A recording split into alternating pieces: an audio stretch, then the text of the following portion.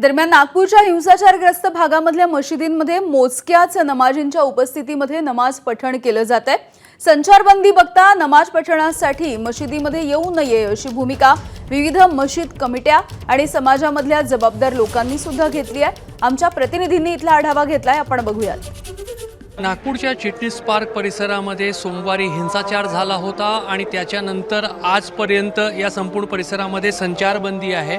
मात्र आज शुक्रवार आहे आणि सध्या रमजानचा महिना सुरू आहे, त्यामुळे शुक्रवारच्या दुपारी अत्यंत महत्त्वाची नमाज जी आहे ती मशिदीमध्ये पठण केली जाते।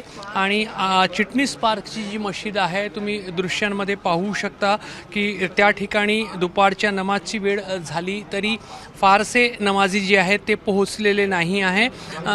कितने लोग यहाँ नमाज पठन करने हमेशा आते हैं और आज क्या कहा गया है आप लोगों की तरफ से? आज अपने जातक के लोगों को बोला है कि अब आज अपने घरों में ही नमाज पढ़ी है कि माहौल ऐसा है, उस वजह से वैसे 400 लोग नमाज पढ़ते हैं जुम्मे में।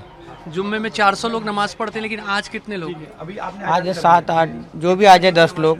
कर्फ्यू लागलेला आहे आणि त्यामुळे स्थिती पाहताना लोकांना आग्रह करण्यात आला की लोकांनी जे आहे ते जास्त संख्येमध्ये या ठिकाणी नमाज पठण करण्यासाठी येऊ नये आणि घरातच नमाज पठण करावं।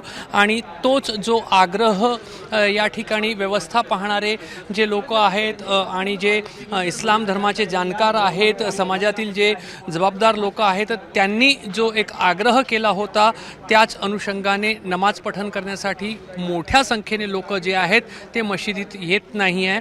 लोक आपल्या घरी नमाज पठण करतील आणि नागपूरची कायदा सुव्यवस्था अबाधित राहील, त्याला कुठलाही धोका निर्माण होणार नाही, कुठलाही असा पाऊल कोणाकडूनही उचलला जाणार नाही, याची सर्वच लोक जबाबदारीने आपापली जबाबदारी जी आहे ते पार पाडत आहे। कॅमेरामॅन अतुल हेडेसह रजत वशिष्ठ, एबीपी माझा, नागपूर। एबीपी माझा, उघडा डोळे बघा नीट।